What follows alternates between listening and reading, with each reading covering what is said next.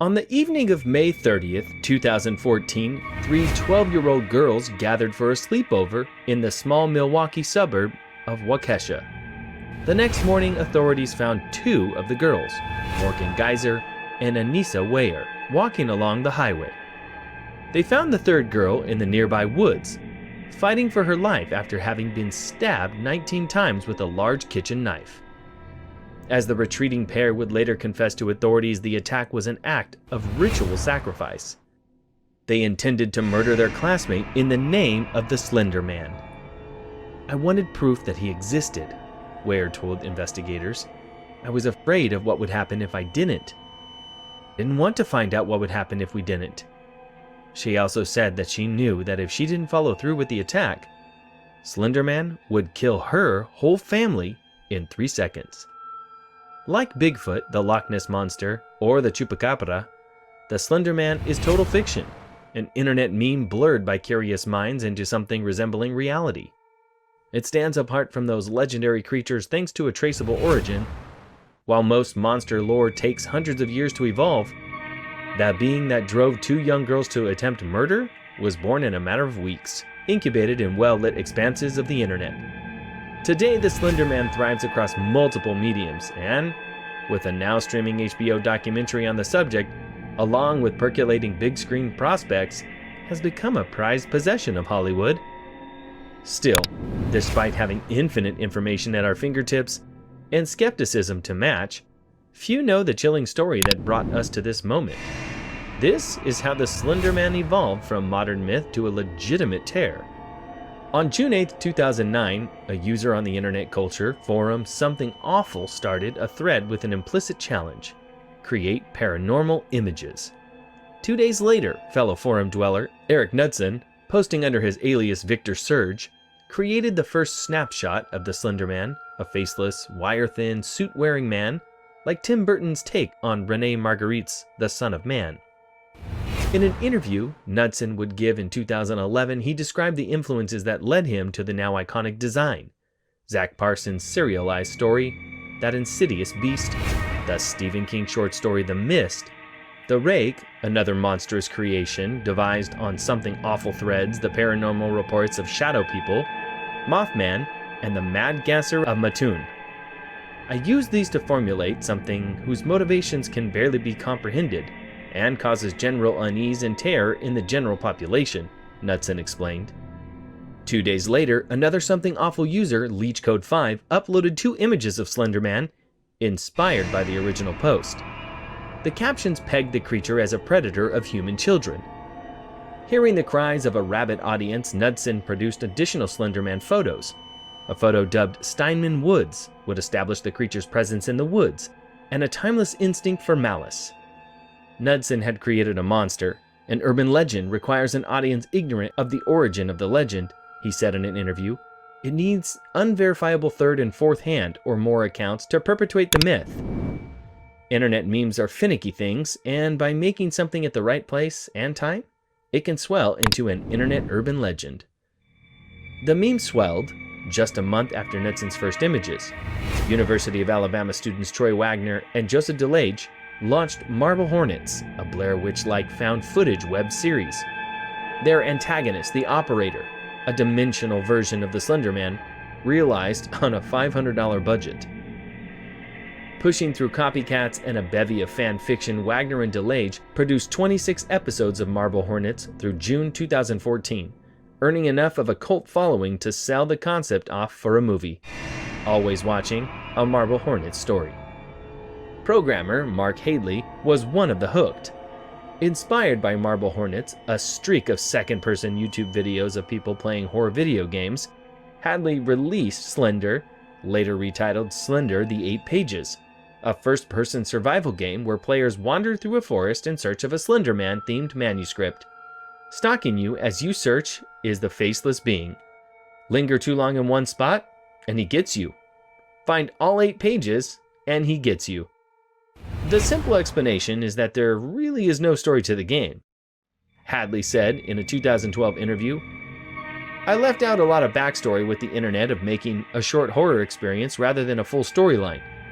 I think it's creepier to leave things up to the imagination of the players. That commitment to mystery allowed Slenderman to persist as a mythic ghost story, and Creepypasta Wiki became a hotbed for the fiction. Copypasta was the copy-paste portmanteau 4chan gave to the collecting of short stories from around the internet. Creepypasta was the subsection that fostered sourceless urban legends like The Tall Man, a story claiming to be an old Romanian folktale. It wasn't. In The Tall Man, a family Slenderman encounter ends with a mother urging one of her daughters to kill the other. When the sister refuses, she runs back home to tell her father, who heads to the woods to hunt down the creature. The lone sister remains at the house and hears a heavy knocking at the door. "I am your mother," said the knocker, "and I told you it would be worse." And the door, locked tight before her father left, fell open as if it had been left ajar, and her mother stepped in, her sister's head clutched in one bloody hand, her father's in the other. "Why?" wept Serena. "Because," said her mother, "there is no reward for goodness. There is no respite for faith. There is nothing but cold steel teeth and scourging fire for us, for all of us, and it's coming for you now." And the tall man slid from the fire and clinched Serena in his burning embrace, and that was the end of her. The Slender Man of Marble Hornets and Slender, the 8 pages portrays a being who stalks and attacks in service of spine-tingling mood. The creepypasta stories and adaptations launched at the crest of the phenomenon lean harder into the violence. The web series Tribe 12 gave credence to the idea of the Slender Proxy, a human who serves Slenderman, either drawing victims to the monster's lair or hunting on behalf of the creature. The concept was practical. Slenderman was a character best served when lurking in the shadows, but creators needed actors to actually appear on screen. The most popular of the Slender proxies was Trissy Toby, created by DeviantArt user Castaway.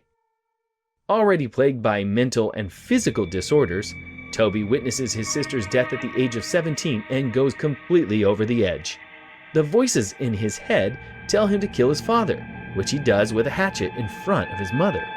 The story ends with Toby lighting his neighborhood on fire to cover up his crime. Just before flames engulf him, Slender Man teleports the boy to safety. Tiki Toby gained popularity in the Slenderverse, particularly among the creepypasta fiction group. At first, Castaway hoped to control his popular character, asking other creepypasta writers not to ship, the fandom term for imagining relationships, Toby and other characters without his permission. The demand didn't stick, as described in posts. Tiki Toby began falling in love with real people. Like Eric Knudsen before him, the creator found the enthusiasm for his creation taking on a life of its own. Mythology documentarians would add Tiki Toby to Slenderman Connection Wiki to track the character's exploits in May 2014. 12-year-olds Morgan Geyser and Anissa Weyer inhabited the notion of the Slender Proxy through their all-too-real victim alive and well after crawling into the eyeline of a passerbiker on that May morning subverted the fiction. In June or July of 2017, each girl will stand trial as an adult for first-degree intentional homicide. Their lawyers argued for second degree based on the basis of mental health. Geyser reportedly suffers from schizophrenia and motivation. The Slender Man would hurt their friends and family if they didn't stab the girl. The Slenderverse rode an edge of realism to maximize scares, then teetered over the edge. Geyser and Weyer claimed to have learned about Slender Man from the Creepypasta Wiki. Back on the internet, Castaway lashed out at the Creepypasta fandom, which had taken to his DeviantArt page and the Tiki Toby Wiki to reveal in the real-life proxy incident. The amount of people who think that Tiki Toby's real is absolutely obscene, and I can't bear to think that another incident similar to the Slender Man stabbings is possible because of something I created for fun. Please do not let that happen and take this seriously. It's one thing to enjoy a horror story, it's another thing to get joy from thinking that fictional psychopaths are real, and that you're able to interact with them.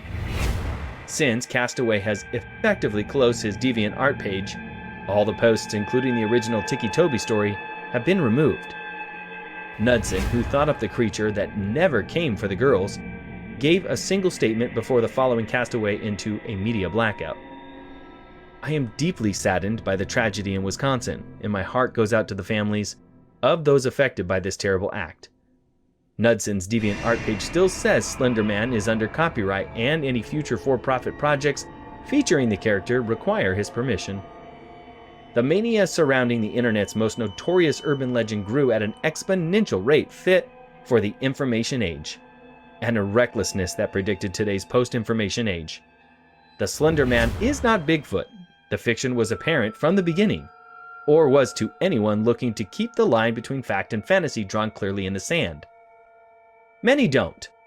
Slender Man continues to thrive on creepypastas and internet fiction forums. Moderators shut down comment sections and wiki pages that drive the Slenderverse away from reality, but their authority ends where their websites do. Hollywood continues to feign interest into the subject.